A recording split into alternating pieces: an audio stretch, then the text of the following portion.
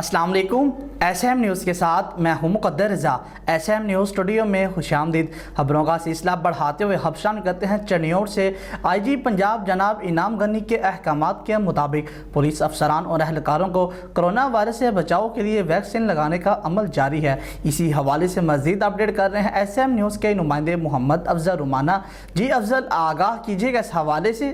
Chiniot IG Punjab जनाब इनाम गनी के अहकामात के मुताबिक पुलिस अफसरान व एहलकारों को कोरोना वायरस से बचाव के लिए वैक्सीन लगाने का अमल जारी है। पुलिस अफसरान व जवानों को वैक्सीन लगाने के लिए पुलिस लाइन चनियोट में आज चौथे रोज भी वैक्सीनेशन कैंप जारी है। 18 साल से 60 साल उम्र के अफसरान जवानों की वैक्सीनेशन करवाई जा रही है। DPO चनियोट बिलाल जफर शेख का मजीद कहना है, चनियोट पुलिस के अफसरान व जवानों की वैक्सीनेशन जल्द मुकम्मल कर ली जाएगी। कोरोना वायरस से बचाव के लिए पुलिस फोर्स के लिए तमाम मुमकिन इक़दाम किए जा रहे हैं। कैमरा मैन मोहम्मद आरिफ डेक्कू के साथ मोहम्मद अफजल रबाना, चनियोट।